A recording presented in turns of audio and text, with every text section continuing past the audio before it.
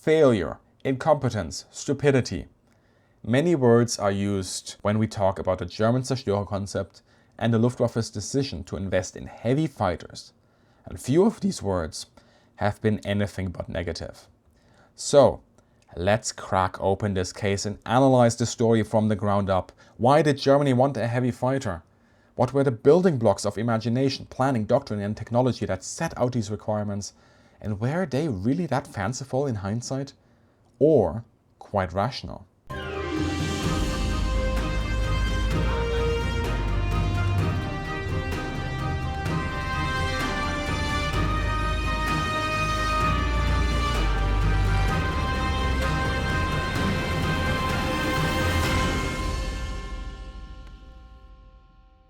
Welcome to the Luftwaffe at War. Let's deep dive into the German Zerstörer concept.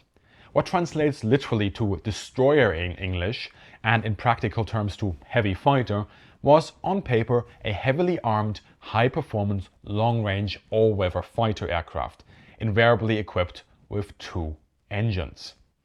The German story of the Zerstörer is, of course, forever linked with the Messerschmitt Bf 110 and its perceived failure during the Battle of Britain, as well as the Messerschmitt Me 210, a contender for the worst operational aircraft Germany produced during World War II. By extension then, the Zerstörer concept itself is often considered nothing more than a recipe for disaster. But was it? We will tackle that question among multiple episodes which deep dive into the individual aircraft. In this first episode, I untangle the concept from the planes you know so well, so that at the end you will understand how the Germans came up with the Zerstörer concept, what its reasons for going down this path were, whether it truly considered a heavy fighter revolutionary, and what some of the common myths and misconceptions are. This will make for a riveting discussion, and as a bonus, it equips us for the next episodes where we deep dive into the Bf 110, the Me 210, the Me 410, and many more. What is a heavy fighter? The discussion around this can be plentiful, and it would really make for a tantalizing discussion among friends around a campfire with your favorite beverage in hand. In absence of those 3 things, I will make it brief with the usual definition within the context of World War II. A heavy fighter is a fighter-type plane designed around firepower and long range. With this simple equation, heavy fighter equals firepower plus range, comes a price: weight and performance. Because more fuel for range is needed and more weapons are equipped for firepower, the heavy fighter needs power. Lots of power. Cue a second engine, doubling the Teddy Roosevelts under the hood, and this feature then becomes so characteristic that almost any heavy fighter is a twin-engine fighter. I say almost with a reason. More on that soon. Because of the second engine and the exponential increase in fuel requirement, this increases the size of the aircraft. Thus, the heavy fighter may have firepower and range and can offset the majority of the performance penalty otherwise incurred with more power. It is still less maneuverable at typical combat speeds than a fighter. However, because of its size, capacity and range, a heavy fighter is also typically more multi-role capable than a single-engine fighter. Perhaps it can be used as a light bomber, a fighter bomber, a recon aircraft, an intruder, or even as a night fighter. And the latter part is important as it also adds to the all-weather capabilities. Single-engine machines were typically more restricted in that particular sense. And this multi-role capability, this jack of all trades, is an interesting facet. One we will not see just in our upcoming Zerstörer discussion, but one that keeps popping up in aviation history from World War I to arguably contemporary designs. So let's not just swing back to World War II, but all the way to World War I and the interwar years, as it is here that the heavy fighter idea first emerges. During World War I, all major powers aimed to develop the aircraft to beat all aircraft. We often talk of the fighters and pilots, the McCuddens and von Richthofens, the Sopwith Camels and the Albatrosses. But that was only one small part of the war. Behind this facade was a war of technology and the quest to develop aircraft designs that fulfill as many missions as possible in one single design and do those things well. Of course, one could never make a large bomber, well, large for the time, into a fighter or vice versa. But what if you could combine a spectrum of mission sets regardless? As a single design, this could save a lot of money, not only in having to develop aircraft specifically made for a single task, like fighters, which were considered more defensive in nature. What emerged were the first generation of multi-role aircraft that in my opinion exhibit characteristics akin to World War II heavy fighters. The Airco DH-4, the Bristol F-2, the Royal Aircraft Factory FE-2, the Sopwith 1.5 Strutter, the Halberstadts, the Rolands, they all spring to mind. These were single-engine twin-seat aircraft, often with comparable or more forward firepower than a fighter, and a defensive gun to cover the rear angles, and the ability to conduct reconnaissance, artillery spotting, and some bombing. Now you might say, hang on Chris, you said that these were single-engine machines, but a heavy fighter has two engines. Well, we must see it in context. Good luck trying to build a twin-engine fighter biplane at the time. They did in fact try, and most of these efforts really failed. The French Caudron R11 was probably the most credible attempt at the time. Instead, single-engine machines were often given more powerful engines in the hopes of offsetting the weight penalty that comes with the added mission specifications. Of course, you can make an argument that you can just put one of those more powerful engines into a fighter plane and that one will have more performance than the heavy fighter that has the same engine. And yes, you're starting to see the problem there in a one-on-one fighter to heavy fighter dogfight scenario. But for now, after having shown that there is a long shadow cast by World War I, yet again, let's turn towards the Luftwaffe and the Zerstörer. During the interwar years, the heavy fighter concept is kept alive. The idea that one could design a plane that could do it all was interesting. And when I say do it all, I don't mean that anyone, except maybe the most hard-lined of heavy fighter disciples, was under any illusion that you only needed a fleet of heavy fighters and that was it. Everyone understood every design choice comes with an associated cost. But what if you could offset or minimize that cost? Thus, Britain, France, the United States and the Soviet Union, they all had an interest in heavy fighters that came and went. Even the United States Navy pursued this idea of making a single design that could do it all. Fight as a fighter, bomb like a bomber, torpedo like a torpedo bomber, and scout like a, well, scout. The fiscal crunch of the interwar years waves at us in the light. For Germany, it was no different, with the concept of the heavy fighter broadly floating in and out of the minds of military planners and theorists. The Nazis take power in 1933. And by 1934, the Luftwaffe, not yet formally established, but the first military maneuvers are conducted. And lo and behold, what do we find? Quoting here from Edward Homze, quote, "During the winter maneuvers of 1933 and 1934, Germany determined that it needed a heavily armed close support plane equipped with cannons, machine guns, and a small bomb load. In June 1934, the specifications for a Kampfzerstörer called for a heavily armed airplane." End quote. Now this does not go very far. Germany realizes quickly that it cannot fold all these requirements into one of their existing concepts. Companies that tried at the time, like Henschel, failed. In your own time, look up the Henschel 124.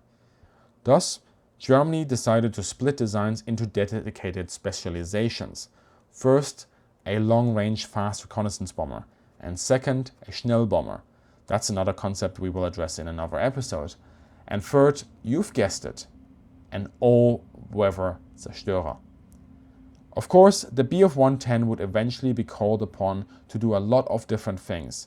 And with the Me 210, Germany tried again to add a Schnellbomber-esque dive bomber capability. But hold your horses. We will talk about that particular contraption of mayhem in the future. We are still in 1936 here, and the specifications for a Zerstörer are now finalized, though Arado, Focke-Wulf, Henschel and Bayerische Flugzeugwerke had already been working on their designs for a while, and it is in that year that the prototypes start flying. So now we know that Germany, early in the 1930s, sets their sights on a Zerstörer. This certainly sounds like the early makings of an obsession, especially once we consider that the heavy fighter was afforded the fourth highest development priority after, in order, a long-range heavy bomber, a dive bomber, and a medium bomber. And if you are surprised how highly bombers rank in the Luftwaffe set of priorities, and indeed would rank all the way until 1944, then I hope to see you on our bomber episodes where I delve deep into the critically misunderstood German attitude towards bomber aircraft. And talking of other episodes, my research, including all archive trips, are supported by patrons and channel members. Supporters get upcoming episodes early, can vote on topics, and have priority access to Q&As. And you can get these bonuses too by signing up on patreon.com/milavihistory or via YouTube memberships on Military Aviation History. And thanks here to Michael and Kevin who recently signed up. But now back to the Zerstörer. We have gone through the heavy fighter concept and talked about the Germans putting it into development. But we have not yet talked about the most important aspect of this. Why? Why? Why design a heavy fighter? What do you need it for? The answer is fairly easy. And it is not that Germany thought conventional single-engine fighters were going the way of the dodo. Instead, it was, in some ways, forward-thinking. Yes, forward-thinking. It all had to do with attaining control of the air. As students of air power will know, control of the air is everything. Everything. Whether temporary and spatially limited air superiority or strategic air supremacy, any tangible contribution by air assets in a conflict requires that the sky is free of enemy aircraft and preferably that there are no active air defensive either. If you want to be sure that you're not on the receiving end of this, you must make sure that whoever you are fighting doesn't get control of the air either. The heavy fighter for the Germans has a primary mission profile, one we would today broadly put into sort of the offensive counter-air camp, so OCA. Allow me here to translate and quote from two important period documents. The first one is from the standardized German military dictionary authorized by the Wehrmacht, and the second one is part of the formal 1939 curriculum of the Luftwaffe Officer Academy. The dictionary goes, quote, "The Zerstörer is used to attack and defend against bomber squadrons. It destroys enemy combat aircraft wherever they appear, including within its range at sea." End quote. And then the curriculum confirms this. Quote, "The development of air warfare has made it necessary to create a heavily armed fighter aircraft that is capable of taking the fight deep into enemy territory. The tasks of the Zerstörer are independent engagement and destruction of the enemy air force, combat in cooperation with operations of the Luftwaffe, especially bomber units, and special tasks." End quote. What does this tell us? Let's focus on the two main points. First, the focus on destroying the enemy air force, and second, protecting friendly bombers. This must be considered in the context of the time, the 1930s, and not with hindsight from 1944 onwards. In the 1930s, just as artillery was considered for centuries king of the battlefield on the ground, nowadays we laugh about the over-exaggerated claims of air theorists in the interwar period, but we cannot ignore that the bomber was, simply put, the only viable tool in an air force that could strike the enemy at range. Thus the reason why most countries, Germany included, keep an eye out for that bomber episode, wanted to build a bomber force and shield themselves from enemy bombers in the meantime. Thus at the time, when sources speak of defeating the adversary's air power or air force, what they actually mean in reality is often synonymous to the enemy's bomber force, because that is the main striking power that they are concerned with. Back in the 1930s, the technical possibilities to create a long-range, single-engine escort, something that appears to be so simple when we admire the later American P-47 Thunderbolt or the P-51 Mustang, was not yet on the cards. But the heavy fighter was, and the range it offered, at least on paper, had two advantages. First, the range comes in handy to escort friendly bombers, and second, to destroy the enemy bomber force before it hits you. Again, in the context of the time, air power and air force means bombers. Hence why air forces fought mainly along the lines of building and destroying bombers. That was, in most cases, their business. During the 1930s, that even includes the later so tactically focused Soviet Air Force. We can see this confirmed in basically all German source documents of the time that are of note on the topic of the Zerstörer. And the combat operations in Spain confirm this. in practice how important the range and endurance has become in air operations. Again, the main tasks of the Zerstörers were, quote, the protection of its own air force, the independent attack of the enemy air force in enemy territory, and only in third place is the use in air defense, end quote. Two important comments here. First, as I said, air forces were primarily considered as what an enemy can field to hit you. As such, the second task on the listing here of independent attack on the enemy air force is mainly focusing on destroying bombers, either inbound or on the ground, as long as it happens away from the German homeland. Only after that do other targets become viable.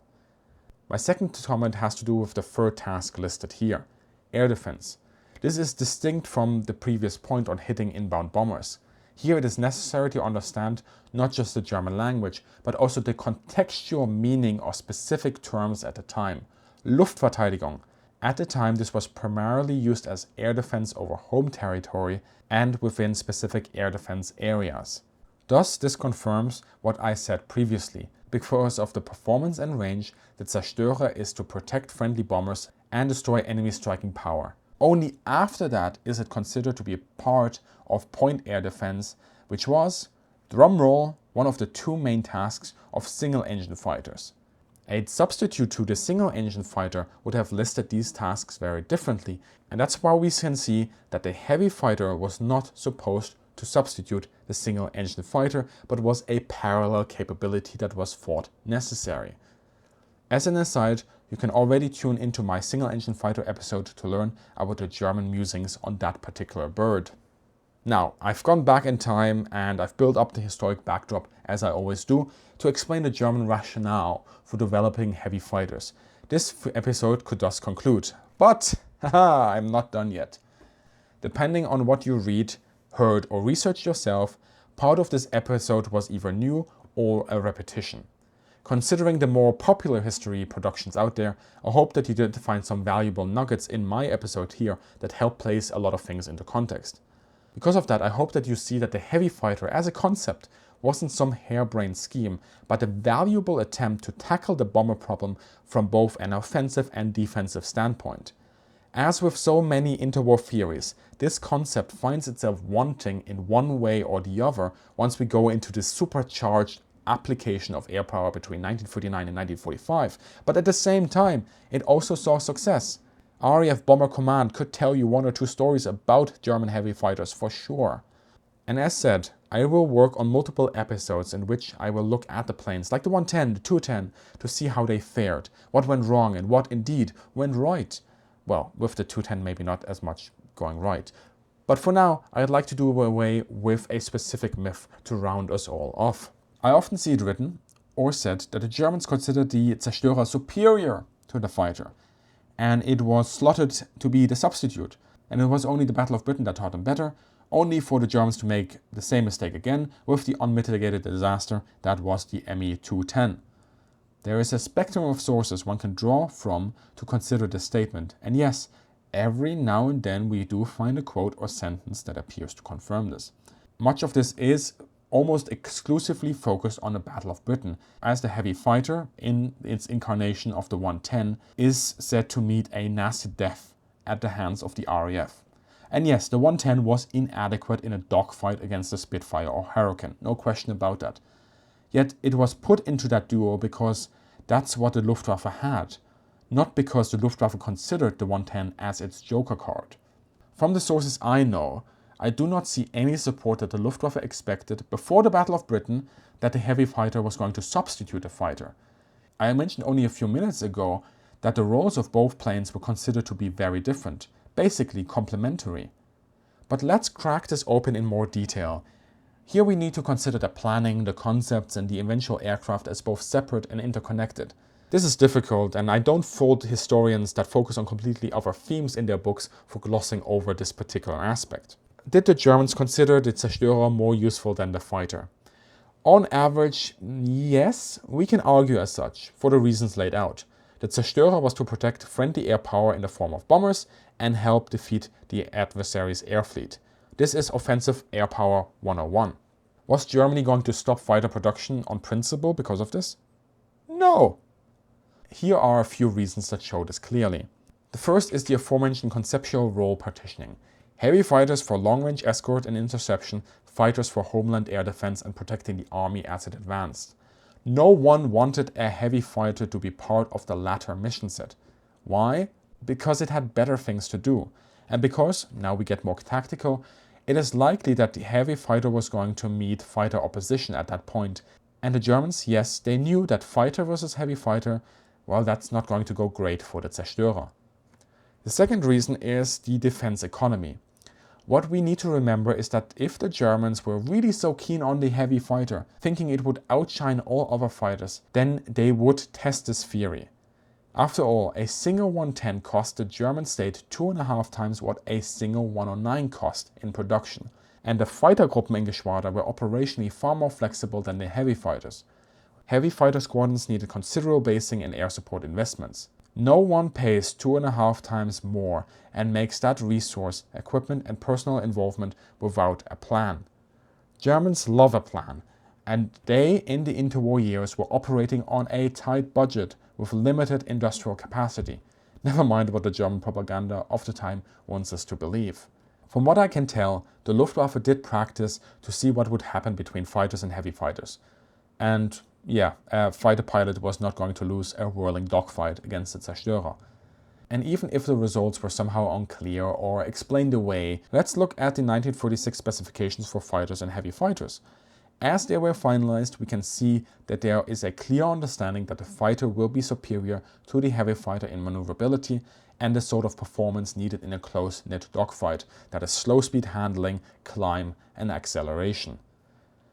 What the Germans did want is performance roughly in the ballpark of a single-engine fighter, so that the Zerstörer isn't a complete sitting duck when that duel happens, but can hold its own within a certain margin. What that margin was, at the time no one knew. Perhaps here the imagination went too far for some people. But even at the time, the fighter-focused voices couldn't deny that the only plane type that has a somewhat similar range to bombers was going to be the heavy fighter. And having a Zerstörer around to escort the bombers was better than having no escort at all. And we have seen plenty of examples that nowadays show that this was not a vain hope. The British de Havilland Mosquito or the Lockheed P-38 Lightning are both good examples on how twin-engine aircraft with somewhat similar performance to fighters could hold their own to a degree and fulfill their mission set and then some, even though they were still at a disadvantage in dogfights. Thus, to sum up, the Germans understood that the heavy fighter and fighter were each one tool in the box. Both had advantages, both had disadvantages. Some of these were understood, others were learned. And it is exactly these lessons that we will look at in future episodes. How the Germans moved away from their long-range focus on the 110, how the Zerstörer disaster happened during the Battle of Britain, the Me-210 debacle, and how the whole concept suddenly experienced a renaissance towards the end of the war. Join me next time on The Luftwaffe at War as we dive deeper into the Luftwaffe's operations, aircraft and thinking during World War II. The show is written and produced by me, Christoph Bergs, and if you want to get a hold of future episodes early, vote on topics and get priority access to Q&As, become a supporter of The Luftwaffe at War at patreon.com/milAvHistory or via YouTube memberships on Military Aviation History. A big thank you goes to all the supporters for making this possible. As always, thank you for joining me today and have a great day and see you in the sky.